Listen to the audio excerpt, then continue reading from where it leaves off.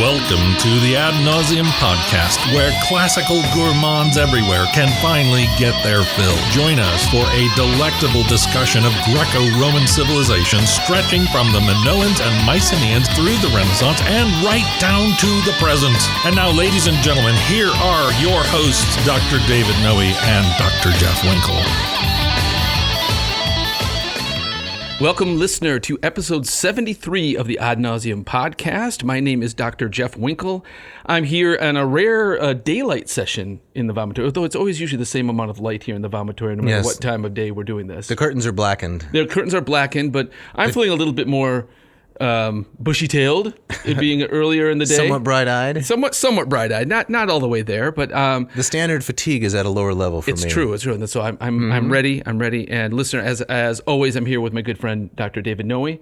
Dave, tell us a little bit how you're feeling this afternoon. I'm feeling ready to go. Yes? I'd like to wrap up this three-parter on Cicero. Well, you sound like you've had enough. No. It's just I spent a lot of time with this guy back in the late 90s, early 2000s, and I still love his style, but there are a lot of other really important things that we would like to talk about. This is very true, right? And let's be honest, Yep. right? People don't always listen to us so much to be instructed. They're here for the... No? They're here for the entertainment value. A close family member told me just this week, quote, I don't listen to every episode. What? Yes, can you believe that? Really? It was, it cut me to the quick, let's say. Yeah, I can see that you're still kind of reeling from it. I am reeling, that's right. Right, so you think people are coming here just for the laughs? Mostly for the laughs. Okay. I'm reeling like old film footage.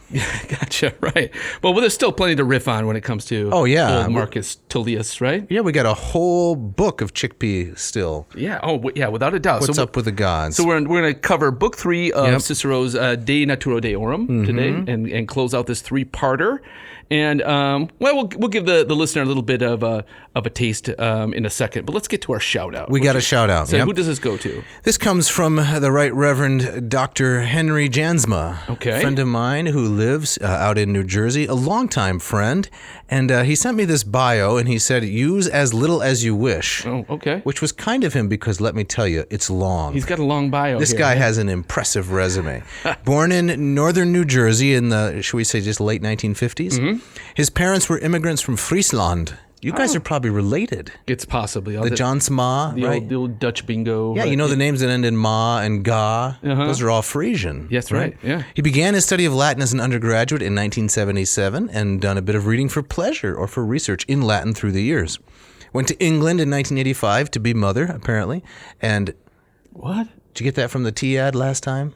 Yeah. Okay, now I got it. How short your memory. I thought I was. Maybe I'm not as bright-eyed as I thought I was today. But yeah, please keep going. Yeah. And then he went to Westminster, Philadelphia. Well, after Westminster, Philadelphia, and got a PhD at Durham. Man, this guy's been all over the place. He has. He wrote a very interesting thesis on the prophetic office in John Calvin's theology.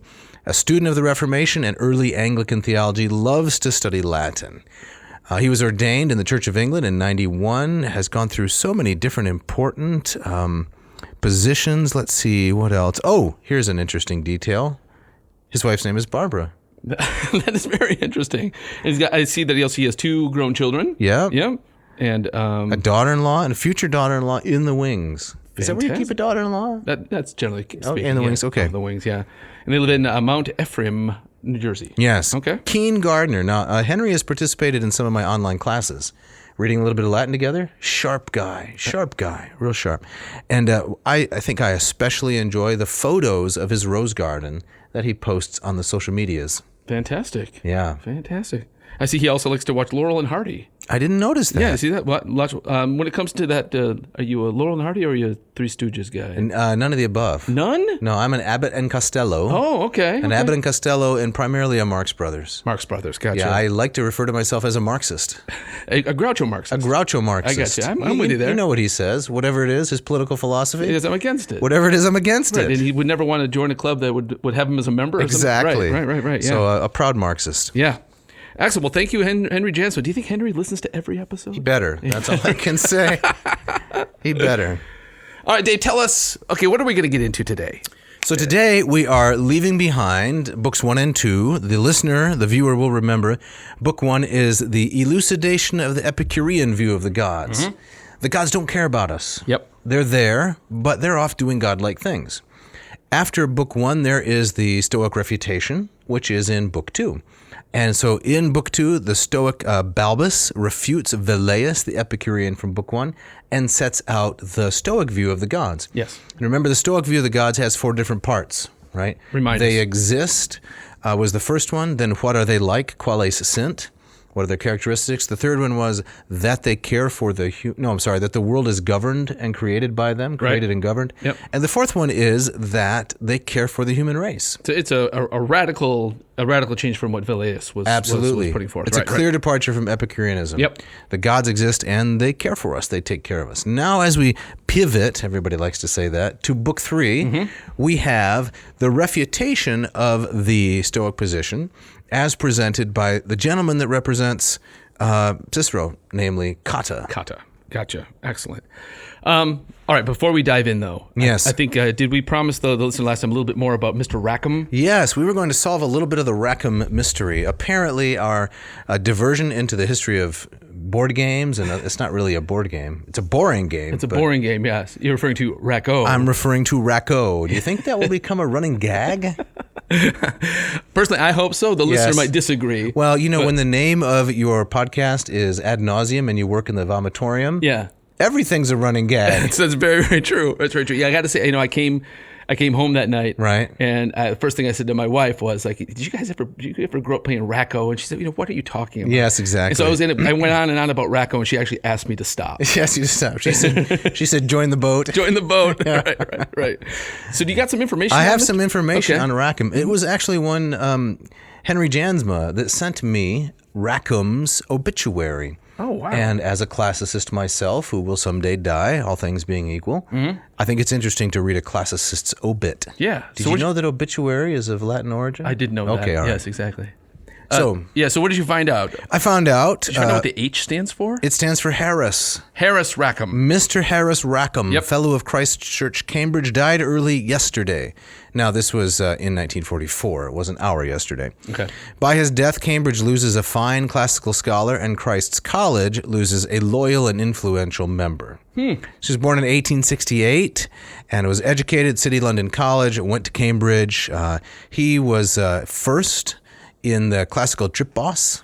After 2 first classes in the classical trip boss, he was elected a fellow in 1894. No, that's a British thing, right? The trip boss, I like think getting firsts and Oh, yeah. yeah. Very competitive, Yeah. academically competitive. Yeah. Which I think explains a lot of the excellent philology that came out of England Without a doubt. in the 19th century. Yeah. But he went on to translate Cicero's De Finibus, The End of Good and Evil, Aristotle's Nicomachean Ethics. He was interested in poetry, pictorial and plastic art, toured the United States and Canada. He sympathized strongly with the Labour Party. Okay. And then eventually in his retirement translated Natura Deorum, the Academica, and some of Pliny's natural history. So he was in his scholarly work was mostly in translation. Am I Yes, taking it from looks that? like Okay, all right. translation and teaching. Yeah, of course. Right. Not to what one would call original scholarship. Right. We both know that in the world of academia, original scholarship is highly valued. Yes. Yes. Yeah. And I like original scholarship, probably not as much as the next guy. But the translators, like Rackham, here we are using his work almost 80 years after his death. Yeah. Right? Yeah, no. Because it has a lasting value. Sure. Even Now, as it becomes archaic. And I think that, if you were to compare original scholarship, although the myriad forms in which it can take, Yep. if you were going to, in terms of reach, if you were going to choose between original scholarship and being a translator, getting your stuff before people's eyes, I would say go with translating. Yeah, I would say so too. Yeah. Everybody knows Stanley Lombardo, right? And the work he's done. Good stuff. Now, I don't mean to. No. I don't mean to throw shade at Mr. Rackham. I mean, having just read his obituary. Right. But and as wonderful as his translation is, it's from 1933. I think we need a new edition. It needs to be redone. It That's does true. need. Yes. Language changes. Right. Archaisms, I think, ought to be updated. So yeah, I think this one, which I admit going into this series that we've done, I didn't know a ton about this. I had not read De Natura Deorum. It was not part of my graduate work at all. Well, you pursued, right? Your interest in the classics was more literary than mine. I got into it because of philosophy. Classics was a sub-room, or a foundation is better, of philosophy and theology. I've grown to appreciate Ovid, Virgil, and such things. Yes. But you kind of took a different route. That's true. And the thing that I most appreciate about is maybe not so much the philosophical arguments here, but what it reveals about, culturally speaking, about the ancient Romans. Yes. And we're going to talk a little bit about... We're going to get quite a bit of that. About, at the end here on some of those kind of those cultural differences between the Greeks and the Romans. Definitely. Right. And that's really the thesis of today's... Can an episode have a thesis? Of course it can have a thesis. A thesis, an antithesis, and a synthesis? Maybe one of those three. All right, go all Hegelian on you. Right. Okay. So where do we start? I think we should start at the beginning of Book 3, Liber Tertius. Sounds and good. I'd like to read the first sentence, which is also the first paragraph, which is just a few sentences. Okay. And then you'll give us the Rackham Yes, I will. translation, and we'll go from there. Okay. All right, so here goes. Quae cum Balbus dixisset, tum ad ridens cotta, sero inquit, mihi Balbe praecipis quid defendam, ego enim te disputante quid contradicerem mecum ipsa meditabar, nequatam refelendi tui causa, quam ea quae minus intelligebam requirendi, cum autem suo cuique judicio sit utendum, difficula factu est, me id sentire quod tu velis. All right. And in Rackham's translation, Cotta smiled when Balbus said this. It is too late, Balbus, he rejoined, for you to tell me what view I am to support. For while you were discoursing, I was pondering what arguments I could bring against you, though not so much for the purpose of refuting you, as of asking for an explanation of the points which I could not quite understand. However, each man must use his own judgment, and it is a difficult task for me to take the view which you would like me to take. Now, it seems it's quite good. It's good, but we'll talk about maybe kind of the persona of Cotta here. Right. He sounds a little dangerous to me. He sounds like he's kind of, he's got it's the honey in the cup. He goes, I don't really want to refute you, Balbus. I just have some follow-up questions here. Yeah. But there's right? There's a serpent under this flower, I think. Okay. All right. I haven't heard that expression. That's a Shakespearean thing. Serpent behind the flower. Right, yeah. Interesting. I've heard teeth behind the smile. I think it's Do you know that one? Teeth behind the smile. Yeah, that's right. I think it comes from Taming of the Shrew, where it says, she appeareth the innocent flower, but she's the serpent under it. I have an alternative, maybe. Okay. Something that happens to me often. Yeah. It's the clog in my ice maker. Does that happen to you? I don't have an ice maker. Your refrigerator doesn't have an No, we got the basic model. Yeah, I don't want to, we got a nice one, let me say. We spent on our refrigerator. Yeah. People warned me, don't get this particular Korean brand because the ice maker will clog, and clog it does. Really? Yeah, so from the outside, like Cotta, it has the appearance of great functionality, but there's a serpent under the flower, there's a clog in the ice maker. There's a clog in the ice machine. So we'll see if that holds up. Okay. Right. All right. It's kind of like when the prosecuting attorney steps up and he approaches the witness to cross-examine, and he smiles at first and turns on his heel a little bit, and then there's the pointed question. Right. That is going to happen. Okay. And Cotta's going to wheel around. He's going to wheel. Yeah. Yeah, and then he'll deal. And like you said, he's interesting. He represents Cicero, right? And if Cicero is anything, he's the consummate lawyer. Yes. And he's having fun, I think, in this representation. But let's look at a couple elements here in what we quoted as just setting the stage for the rest of it. Okay.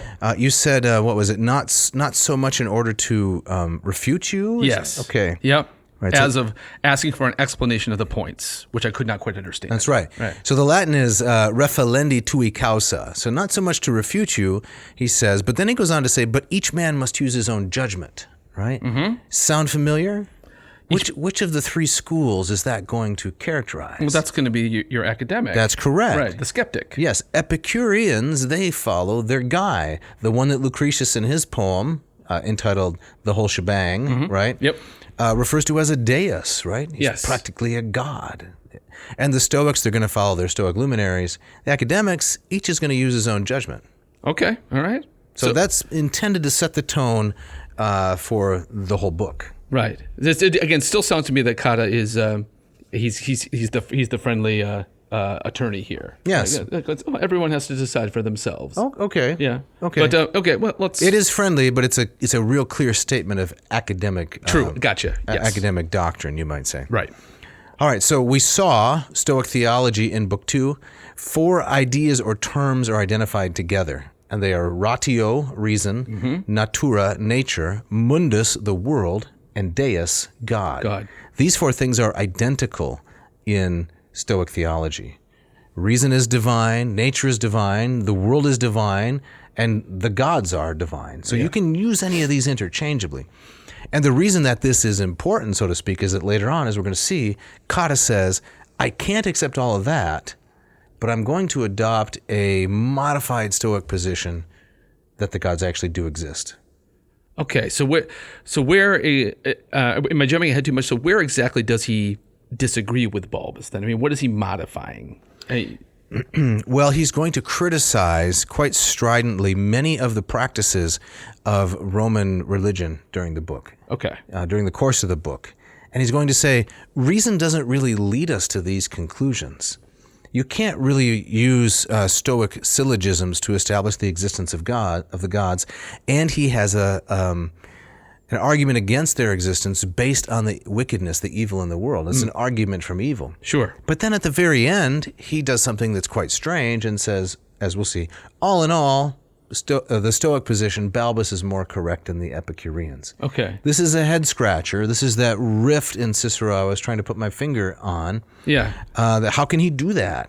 How can an academic do that? If Cotta represents Cicero, how can Cicero do that? The solution is going to be, it's because the Stoic position is the closest to Roman conservatism and ancient tradition. I see. Unlike the Greeks. Gotcha. So it's more than him just, I mean, if he's saying that, the Stoic position is slightly more persuasive than Velleius, I mean, that doesn't really say a whole lot. It's like saying he's the tallest building in Wichita. Oh, right? Nice. So, but you're saying there's more to it than that. There's more to it. It's not just that it's slightly more convincing. It's right. connected to something larger in Roman culture. Yes. Okay. Yeah. Right. The whole edifice collapses. The whole edifice of Oedipus. It's even Oedipus complex. Yes. The whole edifice of Roman religion, tradition, and the state, all three of which are inseparable, collapses if the gods don't exist. So they have to. I see. Gotcha. All right. Okay. So Cotta is going to take issue, right, with each one of these contentions in Book 3. He's going to argue against reason being identified with nature, being identified with the world, being identified with the gods. Okay. And then Book 3 ends with this statement by Cicero that has bedeviled interpreters actually since the patristic era. Should we save it? We should say Let's save it. Okay, to the very end of the episode, right, 4 hours from now. So since the time of Augustine, 1,500 years, people are scratching their heads saying, what in the world does Cicero mean there at the end of Book 3? How can that be?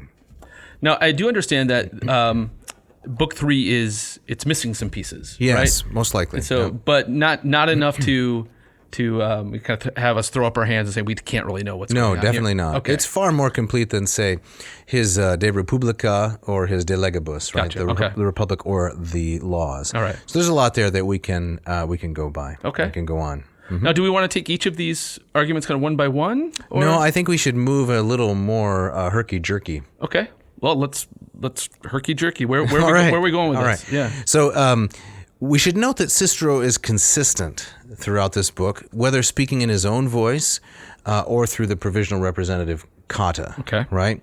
When he is examining the Epicurean school, he ranks them on the lowest rung of the philosophical and dialectical ladders.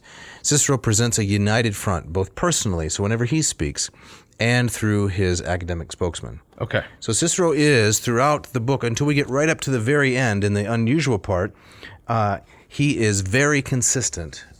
Okay. In his presentation of his ideas.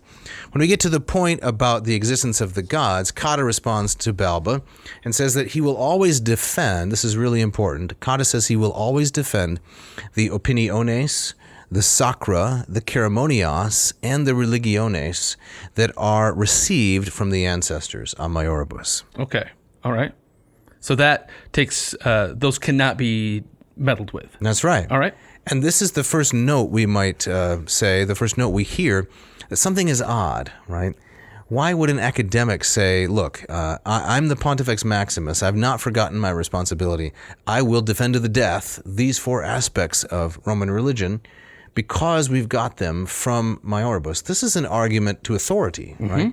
This is the same kind of ad auctoritatem argument that Cicero will criticize at the beginning of Book 1, when he says, the Pythagoreans, they just believe whatever Pythagoras says, ipsa dixit, right? Why do you think that? Ipsa dixit.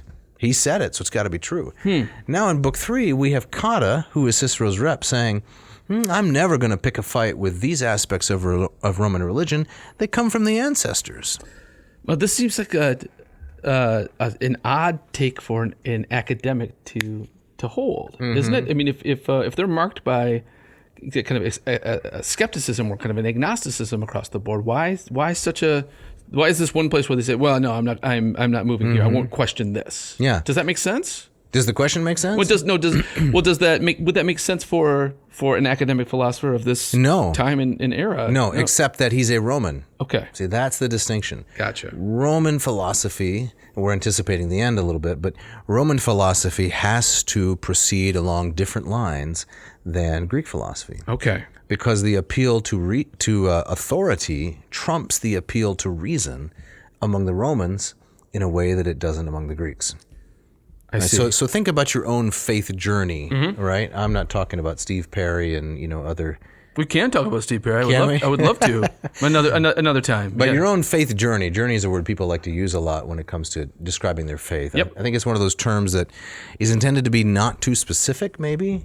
You think people use the word journey so that they can allow other people room to have a differing interpretations? I think so. I think it's kind of it's like it's like a softball pitch. Tell me about your journey. You can. All right. I'm asking you to kind of talk about whatever you want to talk about. Okay. Right. So what's your faith journey, right? What's the relationship between reason and authority in your own development of whatever beliefs you hold to be true? You want me to just drop that Go, on? yeah. How did this happen? And you can turn it back on me, and then we'll turn it to Cicero, of course. Yeah. Well, I mean, I don't want this to turn it just a kind of a just a broad confessional. No.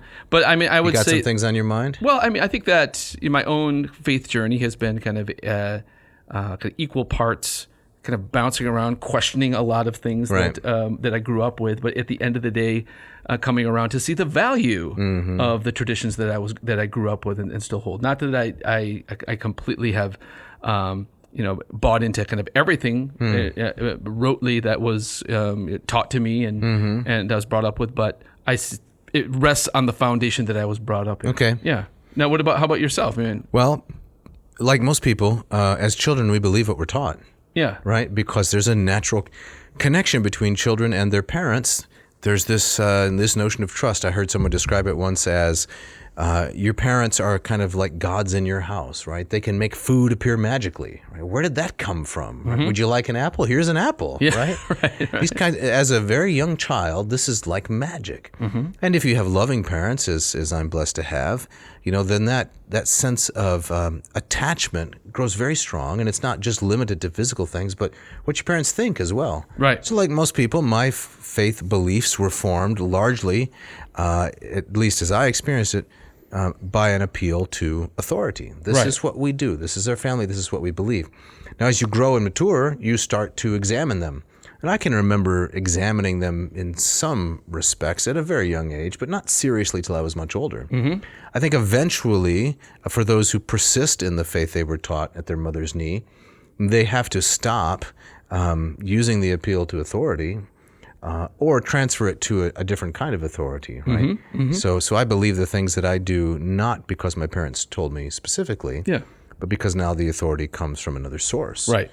In some traditions, it's the voice of the church. In others, it's the voice of Scripture or some other kind of thing. But I think that generally speaking, reason plays a subordinate role in all of this. Indispensable, but not primary. Did you go through a kind of a distinct rebellious period in your life? I did, but I wasn't rebelling so much against the things I had been told. I think I was kind of more rebelling against what were some of the consequences of the things I had been told. Yeah. Right. If I continue to believe these things, here are some of the consequences that naturally follow. Yeah. I'm not sure I necessarily want those, but it wasn't sustained or very long. Gotcha. How about you? Yeah. I mean, it was never I went through a rebellious period, not in kind of the cliched kind of teenage coming of age movie kind of way. It was never kind of like a kind of a physical or kind of a cultural rebellion, but it was more kind of. Did you get a motorcycle? No, nothing like that. I mean, leather jacket. I had the most nerd-tastic moped you've ever seen in my life, right? And it was not a rebellion. If anything, that took me. Nerd-tastic. It was very nerd. Yeah, exactly. We can talk about that another day. But it was more like, I got to a point. And it wasn't like during my teenage years, but it was when I was a bit older, kind of rejecting things, almost kind of for the sake of rejecting them, right. burning something to the ground and kind of having to rebuild it on my own. Right, it's common. It is very common, right? There's nothing strange about that. But I think it's often accompanied with a more kind of like a you can't tell me what to do, Mom and Dad. Right. It was never like that. It was more kind of it was in my head. Is that 18-year-old Winkle right there? Is that the voice we got? Right. That was something like that. Okay. Right? Exactly. You can't tell me what to do. As I peeled out at 2 miles an hour on my my Pinto moped made by J.C. Penney. J.C. Penney. That's right. Yeah. I think I saw some pictures hanging around. But it was more like I kind of grew up and I realized that in my upbringing, I felt like there were some questions that I wasn't supposed to ask. Or maybe they were avoided. They were avoided. I think that's probably better. Mm-hmm. And then I wanted to ask them. Yeah, your mom would say, would you like you ask a difficult question and she offers you a Twizzler. Right, exactly, which I was more than happy to take. I like a good Twizzler, right. So what is the relationship? I guess that's the point here. Mm-hmm. What is the relationship between an appeal to authority and an appeal to reason when it comes to the question of the God's existence? Right. Just to try to clarify where we're going, the standard academic answer is reason alone is the bar for the making of such a decision. Right. And the Stoics, Epicureans, they don't sacrifice reason. They claim that their beliefs are fully rational, but they also appeal to authority. Right. Which the academics are not supposed to do. Gotcha. Now, it strikes me that when we talk about, these customs and rituals and rites of Roman religion, there certainly seems to be kind of an aspect. Well, why do we do these things? Well, it's because we've always done them, and I wonder if part of the power of that, a lot of what the Romans, they're just what we would call kind of distinctly Roman religion, are built upon indigenous practice of the Italian peoples, the Etruscans and the like. Well, because augury seems to have come from the Etruscans, is that right? Right. And I wonder if some senses that kind of stuff goes so far back that you cannot point to an origin. Mm-hmm. Whereas I think with Greek philosophers we can kind of point to and say, well, this kind of idea, this kind of rationality, this approach to rationality started with this guy. Right. But the religious practices of the Etruscans goes back into that kind of fog of prehistory. It's like this is it's autochthonous, right? It comes from the ground itself. Nice word. And so therefore it has a power of its own because you can't point to its origin. I think that's exactly right. Okay. All right. And it's therefore accepted on authority. Authority. Right. Hallowed antiquity. Yes. Right. Yep. So as the book continues, and I'm going to be quoting a little bit here from some previous work of mine. So if it sounds like I'm reading something, I am. You are, right. But it's mine. I wrote it. Okay. So. All right. Cotta subjects the traditional Roman beliefs to exacting scrutiny on a wide range of topics, from things like the holy sites of Regillus to divination, but he does so as a type of rational game. Now, I have to confess here, I'm quoting from the dissertation we referenced earlier. I used the word construct in my dissertation. Oh, why would you do such a thing? I don't know. The year was 2003. Oh. That's almost 20 years ago. Construct was all the rage? Construct was everywhere. Right. I had a pair of Construct jeans, didn't you? I did, exactly. I wore them every day. But looking back, with the benefit of hindsight and senescence and, more facial hirsitude, I got a beard. Yeah. I can see that the word construct does not belong in anybody's dissertation. It's one of those weasel words. It's so weaselly, right? So here we go. Within the confines of this construct, it's bad academic prose. I blame your committee for that. They should take away my PhD. That. Yeah. The discussion proceeds by ratio. So it proceeds by a reason. Cotta uses the academic method to refute most of what Balbus said, but here's the shocking part. He's scrupulous at all points to affirm his belief in Roman religion. So there you have it. So is this Cotta or is this Cicero? Yes. It's both? Yes. Okay, all right. Yeah. All right. It's a both and. I gotcha. Yeah. Yeah. Not a neither nor. For example, he says, while he's criticizing auguries from livers and raven song, he carefully confesses, nevertheless, I believe these things, right? Quibus ego credo, these are the things I believe, right? Mm-hmm. But he bases it on an appeal to authority, the Roman atius navius, right? Yeah. So it's an appeal to authority. Okay. Now, there's a couple of ways to read this, right? One is a very cynical way, and this I would say is the prevailing interpretation from antiquity. This is the part that bedeviled the patristics. Because Cotta is Cicero's spokesman, maybe Cicero is just saying this because he's secretly an atheist or a full-blown, a skeptic or a full-blown atheist. but he's got to pretend to subscribe to Roman religion because that's what everybody in his generation did.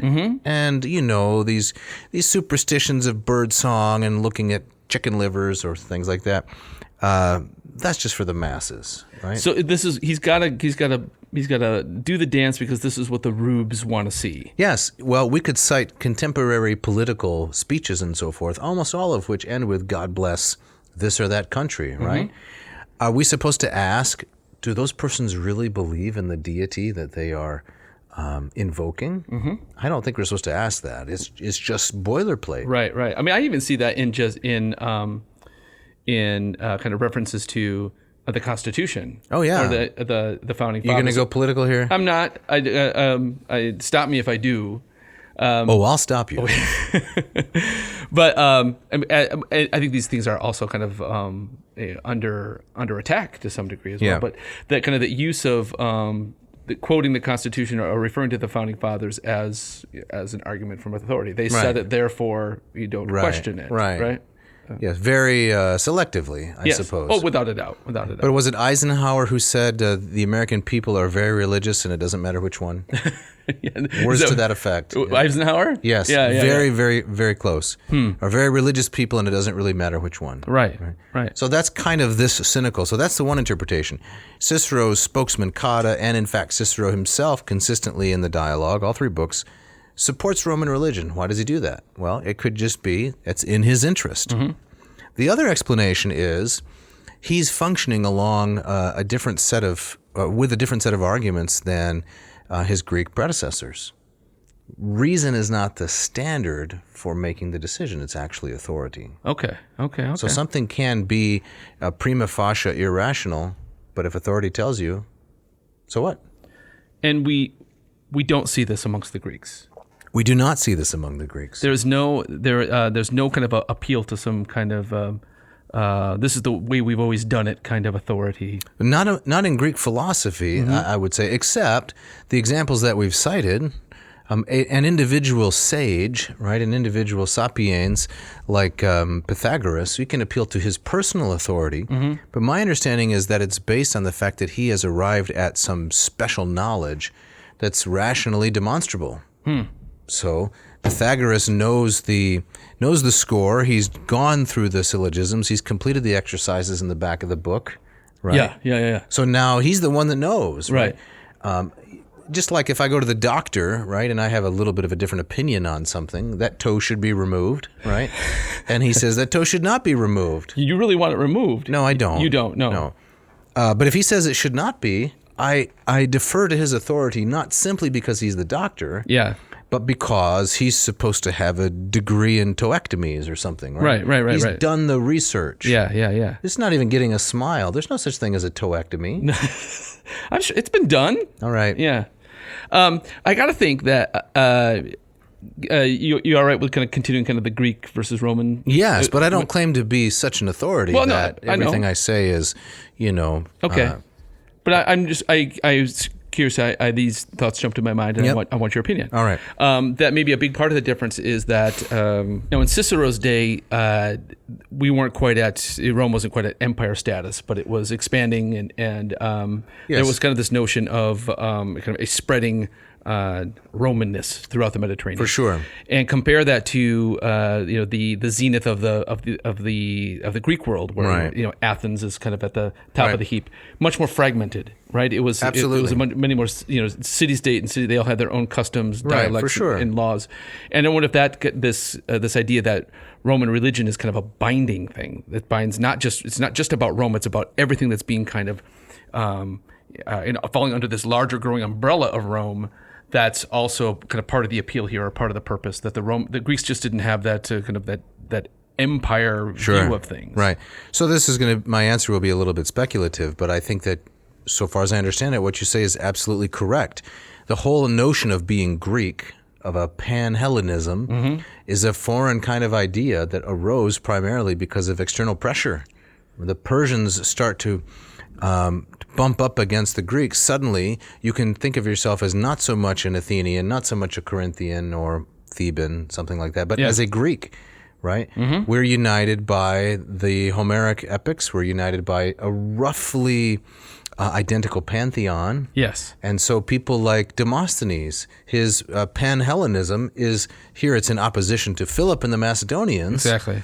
And but by the time we get to Cicero's era, the Greeks are highly fragmented. Right? There's no more sense of national identity than I'm aware of. Right. They're running on fumes. Right? Yes. We got a great language, but even all the luminaries that are thought of as quintessentially Greek, a lot of them are primarily Athenian. Yeah.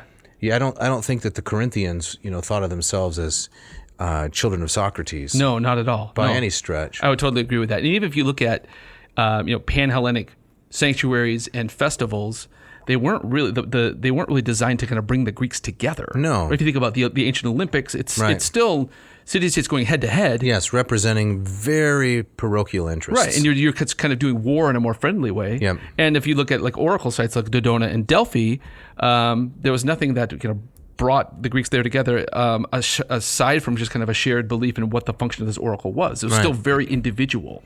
Much of the notion of a shared Hellenic culture is really late. Yeah. I think it's fair to say. The language is common, although there's lots of dialect variations. The pantheon is more or less the same, but each city-state had its own divinity, which competed against the others. Right. So it is quite different than Rome, for sure. Sure, right. And if we think about the modern country of Greece, only in effect since like 1825 or so, that notion of kind of a unified Greek city-state, even under Alexander, Right. Nothing like it was in antiquity. No. Yeah. So Rome, right, the Roman miracle goes from a tiny little village on the banks of the Tiber to eclipsing all of Italy eventually, and then a lot of Europe. It had to roll along with a lot of assumptions about a unified culture. Right. And that's what Cicero is representing. And these ancient religious rites, I think, are strike at the heart of that. Definitely. Now, maybe if we had a better historical record of all of those indigenous peoples, the dozens of little tribes on the Italian peninsula whom the Romans subsumed, if we had a little better knowledge of that, maybe the picture would look more like what we've just described with respect to the Greeks. Right. But we don't have that. Right. Those gaps in our knowledge. We don't have Correct. we don't have things that give that point of view. Right. But I think also kind of this notion of as Rome grows, of conferring citizenship on these conquered peoples, or Caesar's notion of clemency. Right. It comes with kind of an expected. Okay, now you buy into this. Right. Right. That you buy absolutely. into this. Yeah. It's a gift, but it's also it comes with a pressure to buy into all this shared culture and this long history. Yeah, you have to give up the worship of your gods, or at least not treat the worship of your gods as More important than the gods of the Roman state. Yes. And I don't think there is a clear analog among the Greeks. Yeah. No, I think that's true. So, as Cotta attacks the Olympian deities, as he does in Book 3, he attacks a sustained attack on the Olympian and other deities. He even attacks some Eastern and specifically Roman deities. But he prefaces all of that with a comment that, this is interesting, he has gained better information, meliora me didicissa, they have taught me better, how to worship the gods. The little pots, the little clay pots left behind by Numa, what are called the capeduncula. I like that. Capeduncula. Yeah. You know the Washington football team Yes. recently took on a new mascot. The Commanders? The Commanders. Did terrible. you read any of the description for why? I didn't. I just saw the logo and I thought, Yeah, I oh, read that's it in the awful. newspaper. I agree. They took it on because Washington, D.C. is a center of political leadership. Therefore, they're going to call themselves the Washington Commanders. I think this is a huge miss. Do you think the majority of the country, other than those living in Washington, D.C., want to think of themselves as commanded by Washington, No, D.C.? not at all. It's very myopic. Yeah, that's terrible. And so the football team, we know you're not a footballer, but Yeah. the football team represented by the nation's capital called the Commanders, I'm rooting against them just on that basis alone. Yeah, I really liked Washington football team. It was pretty good. I like that. Woofed. Exactly. But beyond that, I think the capedunculas would have been much better. Oh my gosh, the Washington Capadunculas? Yeah, the little pots. I would have bought the T-shirt. Exactly. Without a So doubt. Cotta says, I've gained better knowledge about the gods from the capeduncula, the little pots left behind by Numa, and from the mos maiorum, than from all the arguments of the Stoics. strange appeal to authority. It is a really strange... coming from the mouth of an academic. Right. Now, can you share a little bit, or can we share a little bit with the audience? Numa, who's Numa? Numa he's one of the kind of the prime ancestors Yes. of Rome, right? Yes, there's some kind of mnemonic device. Ramen noodles, toss and turn, save them. What? I've never heard. You don't this. know this? No. It's the way to remember the 7 kings of Rome. Okay. Romulus, Numa, and then I forgot. It's all noodles after that. But Numa's the second one. So he's going back to the 8th century. Correct. Yes. And Numa is the quintessential lawgiver. Right? Right. Numa is the Hammurabi, the Moses, the Confucius of the Romans. Yeah. And Cotta says, look, you can get better knowledge about how to worship the gods from the little capeduncula that Numa left us somewhere in the city of Rome than from all the reasons and arguments of the Stoics.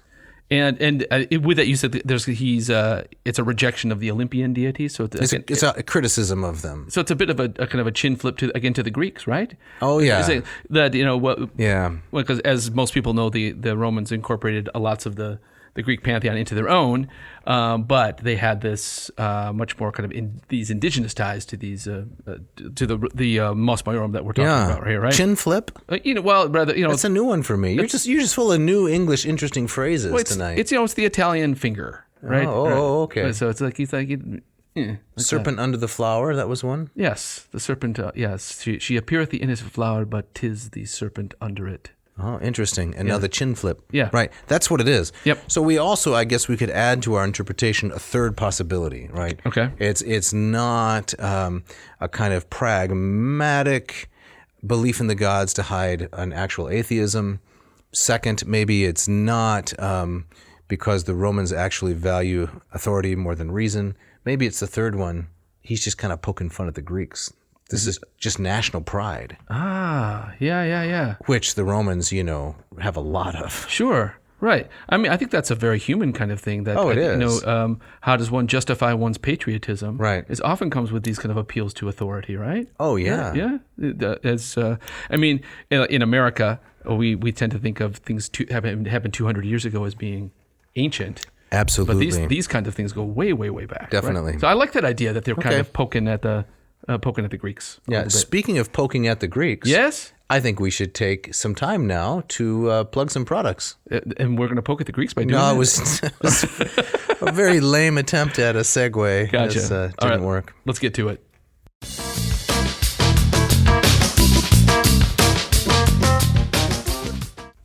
This episode of Ad Nauseam is brought to you. To you? To you. To all of you. By who? Racial Coffee. Racial Coffee. Tell us about Racial Coffee, Dave. Well, I have known Mark Helweg, the founder of Racial Coffee, since the year 2000. Okay, that's a long time. It's a long time. So that was before you wrote this dissertation about Cicero? Exactly. Wow. Yes, and while my dissertation may have grown stale, the coffee Mark produces is very fresh. It's very true, right? So Mark moved around the country, and then he landed on this fantastic entrepreneurial idea, which is let's make a premium home coffee machine. You go to one of those beaglery barneries? The barneries that have the brew barns. What do they typically do? The nice ones set out on their butcher block counter a number of different carafes with some kind of conical pour-over device on the top. That's true.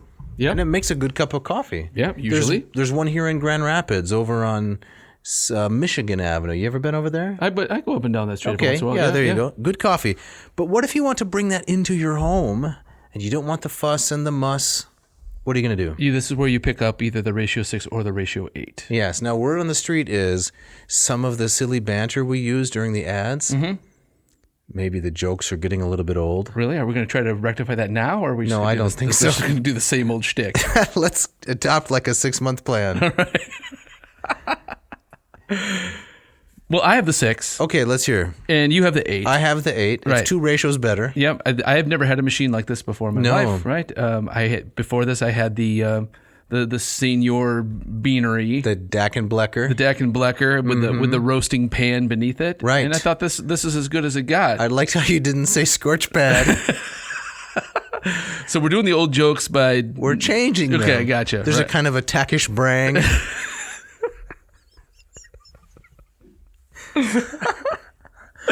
Oh, Winkle. Oh man. No, in my machine, I have never noticed the tackish brang.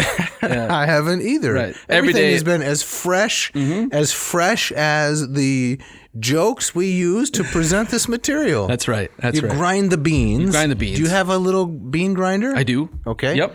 You put them in the cone. Yep. You slide it onto the ratio 8 in my case. Yes. And there's nothing underneath to keep it hot. No. There is a little sensor, however, that tells the machine the pot's in place. It's time to brew. That's right. And so then you go through your 3 stages. That's right. Right. You get the bloom stage. The bloom. Yep. There's no serpent under that flower. No, not at all. There's the brew. The brew. Which I would argue is the most important stage. I think if you don't have brew, then it just won't do. it was one do. And then it's ready. It's ready. It's ready. You pour it off. You pour it off. Delicious cup of coffee. Exactly. I was skeptical. So with no burning thing beneath it, how is it going to stay warm? But the carafe does the job. It does. Yes. It's vacuum sealed. It's double walled. I don't know. There's a tiny little technician in there who's lighting matches all the time, keeping it warm. Something. Frankly, I don't even want to know. It's You don't magical. want to know. It's It is. magical. Right. So after having said all that, maybe you, the listener, are wondering, when is that sweepstakes going to end? And we're going to find out which of us won a brand new ratio 6. Right. And I believe we said it was going to be today, but we can't trust us. We can't trust us. Who can trust us? Episode 74. 74 is it. Yep. We're finally, and you might think, I'm so tired of waiting, but listener, viewer, this is really in your interest. You have one more opportunity. Go to ratiocoffee.com/ANCO and enter the secret coupon code. It's 6567. 6567. And you'll be signed up. Maybe you just want to buy a coffee machine outright. Mm-hmm. So if you go to ratiocoffee.com, Right. and in the coupon code box, you type in ANCO, I believe. 15% off. Yes, and that's the 6 or the 8. And if you are one of those loyal listeners, how grateful we are for you, who have already purchased a ratio, we'd like you to send us some comments. Maybe there's something you'd like us to read on the air to dislodge the tackish brang. Send it along. We'll read it and then make fun of you. Yeah, let us know what you love about it, and because we're desperate for material here.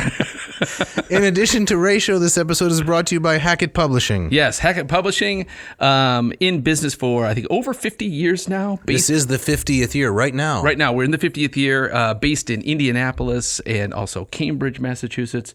They've been in the business of making excellent translations from works across the classical canon to many other places in academia. There's stuff in Asian history and philosophy. Yes, Latin America. Yeah. Anything that Buddhism, you want. anything you could want. Fine quality material. And just this week, I was promoting Hackett, as is my wont, to those who are taking my Lingua Latina per se illustrata class. And that text is published by Hackett. That's right? the one. And Yep. they said, I'm going to buy the text. I said, no, don't. No, wait. Right. Don't go to that river-themed supply house. No. Go to hackettpublishing.com and you can get 20% off and free shipping. That's right. And with the coupon code, I believe is AN2022. AN2022. I'm sensing a pattern because not too long ago it was AN2021. That's right. So who knows where this is going?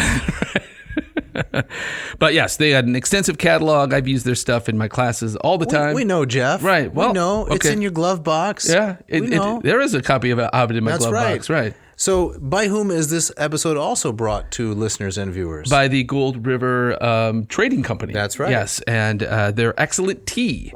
This morning, actually yesterday morning, I had some of their green tea. And? It was great. Did it agree with you? It did very much agree with me. Green tea is supposed to be very good for you. Yes. It's supposed to help with antioxidants. Antioxidants. It's supposed to do all kinds of wonderful things inside your body. You don't need to talk about that at any length now. Were there any fannings or little pieces of dust in your tea satchel? Yes, of course. No, there weren't. There weren't? You got to read the ad copy. No. It was fanning free. Many tea producers, so I'm told, just put a dustpan and a broom on the floor of their warehouse, and whatever they sweep up goes down into their, I don't know, rhomboid-shaped tea satchels. Not these guys. Well, I assume Gold River just did that too. No. They go out and they get the best sourced tea and they put them in pyramidal sachets. Yes. I love the shape. Yeah, you can, and the packaging generally is amazing. Oh my God. I don't even want to open it. Have you tried the cacao? I have not tried the cacao. I've tried the green and the black. You're in for a real treat with the cacao. Really? Yes, it's fresh. Is it chocolatey? It is chocolatey, but I wouldn't say it's Miss Swissy. You gonna be all right?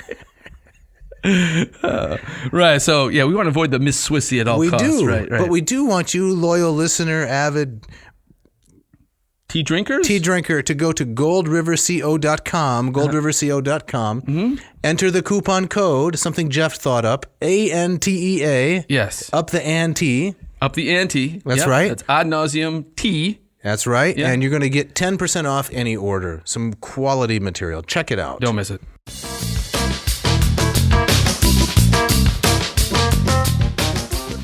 So, Dave, as we get back into it, we're getting towards the end here. Yes, right? we are. All right. So, what should we focus on here? What's the last of these arguments? Well, remember that the fourth and most controversial claim that the Stoics make in Book 2 is that the gods care for the human race. Right. Deus generi humano consulere. That the gods care for the human race.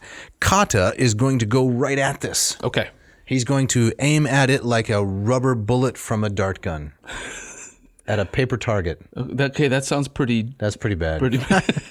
That's all I got. His attack on divine providence, for those of you who are reading along at home, begins in section 78 and doesn't end until section 93. We're going to read a little snippet of 93 when we get there. Okay. But it's a sustained attack. And then Cotta breaks off suddenly. So what's he doing for all these sections here? Yes, so it's a standard argument from the evil evident in the world. It's a standard argument pitting the gods' omnipotence against their omniscience. Now, those of you who are students of philosophy in the Western tradition, whether serious or casual, you may think that, well, I guess only the casual ones would think this, that arguments against the existence of the Christian God, for example, are recent and somehow devastating. Well, they may be devastating. I don't think so, but they're definitely not recent. Right. The non-Christian theists also attacked their gods for allowing evil into the world. Right. Right now, I'm teaching a world religions class, and we talk about kind of issues of kind of truth claims and Right. the like. And what I found from each time that I've taught this class is that for the students who really struggle with kind of the notion of faith, Right. The biggest stumbling block is, why do bad things happen to good people? Yes. Over and over again. Sure. And this is an element of the same thing. Yeah, it is. And this is how Cotta develops it. He says that the ratio, the reason of the Stoics, doesn't actually eventuate. It's a good dissertation word, right? Eventuate? Eventuate. Yeah. It doesn't bring about absolute and complete wisdom for anybody. Okay. So the Stoics are united in saying no really wise man has ever existed. The sapiens. We're all looking for the sapiens, the wise man, right? Right. Just like I'm always looking for the perfect chicken sandwich. Have you found it? No. No. Have you tried the Popeyes? No, I've heard such wonderful things about it. But I have too. I've never tried it, though. Chick-fil-A's good. Chick-fil-A's good? Okay. They never have actually found the sapiens. No one ever gets complete and absolute wisdom. The Stoics claim, well, hey, it's possible that you can attain perfect wisdom. And Cotta says, well, that's no consolation, right? Lots of things that are possible, if they don't actually happen, how's that good for me? Right? That seems like a pretty telling criticism. Yeah. Wouldn't you say? Yeah, definitely. Right. Right. So I mean, I was so unaware of that. So there is the Stoic claim that kind of perfect wisdom can be achieved. It's achievable. Okay. Now, nobody has, right? Yes. Some have gotten pretty close. You know, the Stoic heroes, the Hall of Fame. These would be people like Chrysippus and Zeno himself. Right. But they don't claim anyone's actually gotten it. So if the gods care for mankind, right, if it's true that Deus generi humano consulere, they ought to have caused at least one individual to attain complete wisdom. Oh, okay. Since the mere possibility of someone doing so produces no measurable advantage. Aha. The gods really care for us. Give us an example. Right. Now, Christian apologists have a field day with this, right? Because what happened about 40 years ago, Christ was born, right? So they would see this as strongly anticipating. Gotcha. So Yeah. this is an attack on the Stoic account of the sapiens. The gods did not, Cotta claims, make all men good, didn't even protect the interests of those who are good, because the morally good do not invariably receive good things. The morally good often have the short stick in life. Right. You can even make a pretty persuasive argument that to be morally good is a huge disadvantage. Right. Yeah, exactly. But this is kind of what Cotta's arguing against is kind of the kind of God as vending machine, right? You put in good moral tokens and you get your Twizzler pack out of the bottom. That's right. I was going to say something like a Porsche. A Porsche? Yeah, have you seen the Cayenne It's a Porsche SUV, I believe. I have not seen this. Have you heard of the Cayenne? I didn't know Porsche made SUVs. I didn't know. It's an SUV-ish kind of thing. Yeah. You mean you don't read cars while you're driving? I don't think about cars at all. Oh, wow. As long as mine's running, I'm happy. All right. Yes. So you put in your tokens and you get out the Porsche, You get the Porsche. Cayenne. Yeah, it's kind of an SUV thing. Yeah. So these examples show, right, that the wicked prosper and the righteous suffer. Mm-hmm. So Cotta says, I'm not going to lend any credence, this is in section 85, to the idea aspects of the complex Stoic system, right? Okay. Because it's just not there. It's not going to happen. All right. So how do we reconcile Cotta's extended attack on providence? Because that's what really it's an argument about, right? Yeah. With the unswerving trust in Roman religious authorities. Okay, are you going to break that down for us? Yeah, because we said, remember that the capeduncula, Yeah, exactly. the little clay pots of Numa, they're better than the Stoic arguments. So how do we put this together? Weave those two together? Okay, all right. Right. One reason is that in Book 3, Cotta never explicitly and precisely states what the Roman religious authorities are teaching. Okay. Right. So you got the capeduncula Yep. and a couple of other things, but Roman religion is notoriously undogmatic. So this is kind of a good way to say, well, yeah, I affirm the religion, so long as there are no follow-up questions, right? Well, it's more of it's the performing of the ritual. Exactly. That's what takes care of it. There's no kind of theological argument on the other side of that. There's not. Other than that, the gods exist, and if you don't do this, you're in trouble. But there's no, and this is then how you shall live on the other side of it, right? No, the ethics doesn't really follow at all. Right. It, to my knowledge, it's entirely ritualistic. Right. Okay, so I think we're getting up against it here. Yes. So yeah. We're drawing it down. We're getting close to the end. Okay. Right?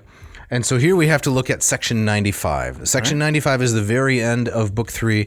Now, ladies and gentlemen, if you've come with us through all 3 episodes and you're here near the end, we just got to say for the record, this is a rich and extended essay, these 3 books. We haven't really done it justice. There's a ton more, of course, that we skipped over. But, of course. Yes. But here we get right to the end, and I'm going to read a little bit of the Latin. Okay. The concluding remarks between Balbus and Cotta, and we'll get to that bewildering, bedeviling statement of Cicero about Cotta and the Stoics. Yes. All right. Tum Cotta, ego vero et apto redargui me balbe, et ea quae disputavi discerere malavi quam judicardre, et facile me ate vinci posse certe scio. Quipa inquit Velleius, qui etiam somnia putet, ad nos miti abiove, quae ipsa tamen iam levia non sunt quam est stoicorum de Natura Deorum oratio. Haec cum essent dicta, ita discessimus. Ut Velleo Cotta disputatio verior, mihi Balbi ad veritatis similitudinem videretur esse propensior. All right. Should we get Rackham's take Let's on that? hear Rackham's translation. I, on my side, replied Cotta, only desire to be refuted. My purpose was rather to discuss the doctrines I have expounded than to pronounce judgment upon them, and I am confident that you can easily defeat me. Oh, no doubt, interposed Velleius. Why, he thinks that even our dreams are sent to us by Jupiter, though dreams themselves are not so unsubstantial as a Stoic disquisition on the nature of the gods. Here the conversation ended, and we parted, Velleius thinking Cotta's discourse to be the truer, while I felt that of Balbus approximated more nearly to a semblance of the truth. So Cicero comes down With the Stoics. Yeah. And Cotta, his representative, right? Mm-hmm. Goes for the Epicurean side, right? There's your big twist. Yeah, that's the big twist. Now, why does he do this? Well, a couple of possibilities. One is, don't forget, this is a dramatic recounting of an actual historical conversation. Mm-hmm. I think that Cicero is probably playing loose with the history, but for dramatic effect, maybe he has the surprise twist to keep us interested. His purpose is not merely to instruct, it's to entertain, right? Yes. Like this podcast. Right. But I mean, there's the fact that he ultimately sides with Balbus. I mean, that's more than just kind of a gotcha at the end. That's right. That's saying something very personal. That's right. Yeah. So the 2 conclusions that Cicero gives. The first one, Velleius' statement that he sides with Cotta, I think we can just set that aside, right? Okay. The other one, Cicero's saying that Balbus' statement seems to have more similitude, ad veritatis similitudinem. Mm-hmm. This is really interesting. This is an endorsement of Stoic providence.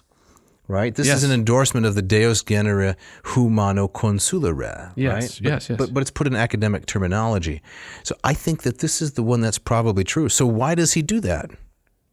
Well, I think that if we're again talking all about the Mos Maiorum and the rituals of Roman religion, I think that goes much better with Balbus's idea of kind of gods that are personally interested in human beings than what Velleius has to say, or some kind of academic skepticism. Right. It's almost as if like the Roman religious ritual part takes care of kind of the necessary acts that you have to do to kind of keep the Pax Deorum, the peace of the gods, and the Stoic kind of argument kind of makes it much more kind of on a personal side. Having done the correct rituals, the gods care for us. Right. So don't those seem to be kind of two nice halves of a larger whole? Absolutely. Okay. Yeah, that's really, really well put. There's no doubt about that. Mm-hmm. So Cicero's intellectual versatility, we could say, allows him to showcase the academic version of reason in ND3. So Cicero is, able to show, look, I can present all sides well, and the academics have a good basis for their reason.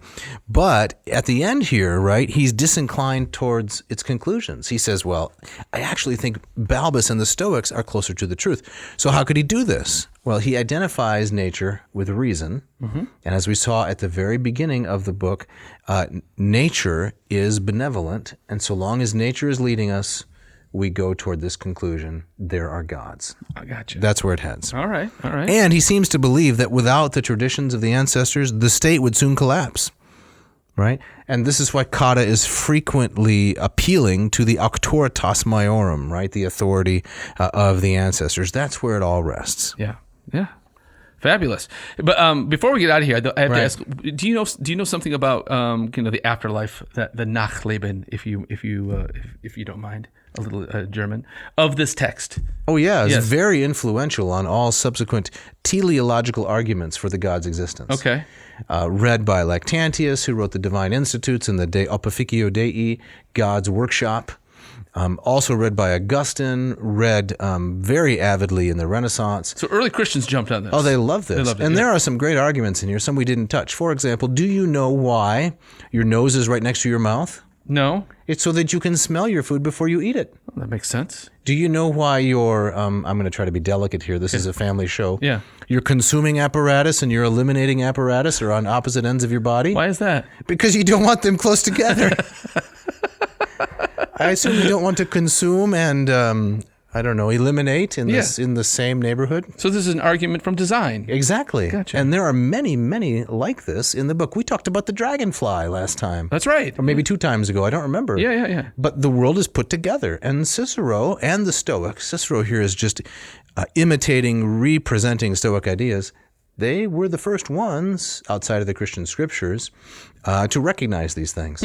And even the Christian scriptures, I would say, with all due respect, don't develop these kinds of arguments. Mm-hmm. They state some of them, right? The heavens declare the glory of God. Right. But there is no extended argument. And here it is, all laid out, in a pagan author, one with beautiful, limpid, right, Latin. And so the work has been extraordinarily popular. So guys like Tertullian and Lactantius and Augustine took these ideas and merged them with a Christian worldview. That's right. Okay. Yep. With the statements in Scripture that say this is the truth. So I want to close with 2 things. Please. One is a little bit self-indulgent. Oh, and I go right ahead. All right. Yeah. The first one is from our friend Werner Jaeger, and it's a nice colophon, a nice conclusion to all 3 episodes. He says, for the Greek, the discovery of a contradiction between tradition and reason, between nomos and phusis, would itself involve normally a decision in favor of reason. For to him, that is to the Greek, reason represents nature, the only truth and necessity, whereas Roman conservatism rejects the uninhibited use of this criterion, because, the criterion being reason, that would require the sacrifice and devaluation of some piece of long-established experience.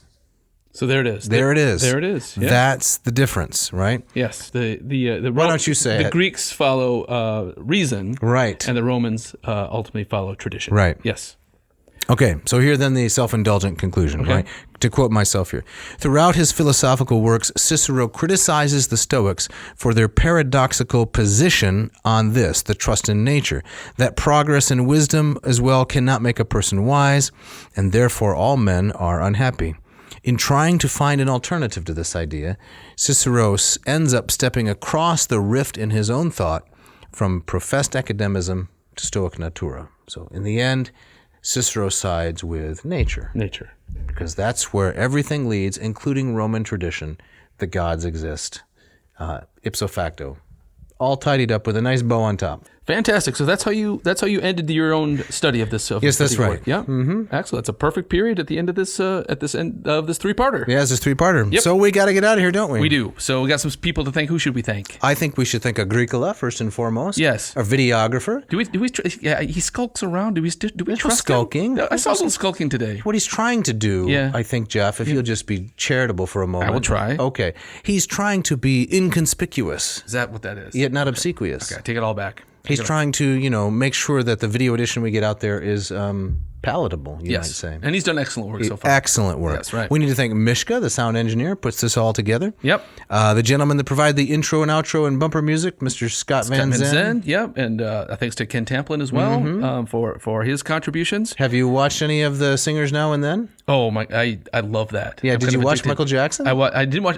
I saw David Lee Roth. Yeah. Anne Hart. Anne Wilson from Ann Hart. Wilson That's a good one. Bon Jovi. Yeah. It's great. Not that I know anything about pop culture, But yeah, go ahead and check out Ken Tamplin and his Vocal Academy. Great stuff. yes, that's right. Hey, we want to hear from you guys. Tell us what you love about the products. If you're buying from Ratio or Hackett, tell us who you are. If you want a shout out, drop a note to Dave at adnauseum.com. Don't forget the V, or to Jeff at adnauseum.com. Also, don't forget the V. And Jeff, what are we going to deal with next week? What are we serving up? What's going to go on the plate? It's one of my favorite little vignettes from ancient history, and it's another vignette. It's another vignette. All right. It's the fasting Alcibiades, kind of the boy wonder, Right. of kind of classical, Late 5th century. late 5th century, and he got into a big pot of trouble. He was on the verge of kind of leading this naval expedition against Sicily. Right. And he did some very naughty things. He got into a big pot of trouble, a kind of a capeduncula. He did. He got himself stuck inside a All right. capeduncula, and he profaned these sacred mysteries. And even though he was set to lead this expedition, he was run out of town. Wow. Yeah, it's a fascinating Rode out of town on a rail. peek into political intrigue, right. religious intrigue in the 5th century BC. Looking forward to it. Alcibiades and the profaning of the mysteries. Yep. You can also check out mossmethod.com. You want to learn a little bit of Greek? Yeah, how would I do that? You go to mossmethod.com Okay. and learn a little bit of Greek. Oh, that's okay. It can take you from Neophyte. to erudite. Yes. And Jeff, you have the gustatory parting shot. I love this. Let's hear it. I do. This comes from Lisi Harrison from a book called Monster High. She writes, "A burrito is a delicious food item that breaks down all social barriers and leads to temporary spiritual enlightenment." That's great. Thanks I for thought that listening. was a nice dovetail with our topic today. Spiritual See, you're putting a dovetail into the burrito. Exactly. That's how I like to eat them. All right. Thanks for listening.